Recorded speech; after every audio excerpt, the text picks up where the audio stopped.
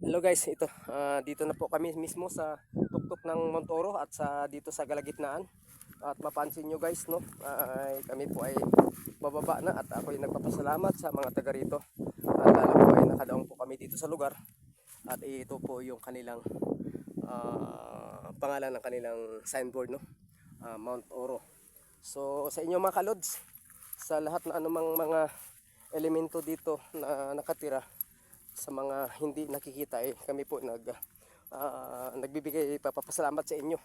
Kayo po ay binigyan nyo po kami ng pagkakataon na kami po ay makapag-cover, nakapag video or nakakuha ng footage dito sa lugar at pinahintulutan nyo po kami. Kaya sa inyo mga kalods, yun, no, napakaganda ng lugar. So ito na, pababa na po kami. Itong area ang kalods ay dalawang dalawang bundok ito, no. Ito yung pinaka chapel at itong pangalawa.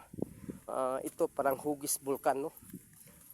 Yung kabila, yung left side, napakataas na bangin, at yung dito naman yung right side ay napakataas na bangin na nakatanaw po sa lugar ng Makati, Kamanilian at dito sa Mascap, no.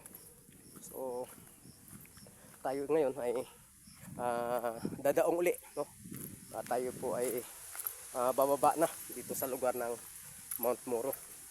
So sa inyo mga kanodi, masarap talaga na kapag nag-adventure sa mga iba't ibang mga lugar. Hindi lamang sa Patag ang aming binablog, at hindi lang po sa Sitio Bangkal, at hindi po sa mga mall at sa mga ibang area ng Quezon City, ay nasa mismo tayo ng Mount Oro na. At ito na ngayon guys, napakaganda, napakalamig ng simoy ng hangin, kahit tirik na tirik ang hangin, ang init. At ito ngayon, talaga hihingal ka lang dito guys, dahil talagang medyo mataas ang paglalakad mo, yung paglalakbay mo, dahil bangin ito So kung walang hangin, init lang. So kapag mahina ang resistensya mo, ay kukulaps ka, dahil tulad nga kanina nung pag-ahon natin kanina dito, ay nakaramdam ako ng panghihilo, no.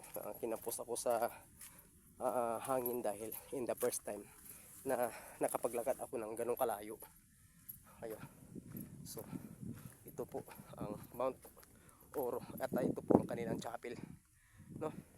Kaya mapapansin nyo guys na solid naman yung kahit sabi natin mahirap na pumunta dito, kahit mainit o napakataas, ay solid naman po guys yung aking pag-akyat dito. Nakapa-refresh, nakapagtanggal ng stress at lahat. So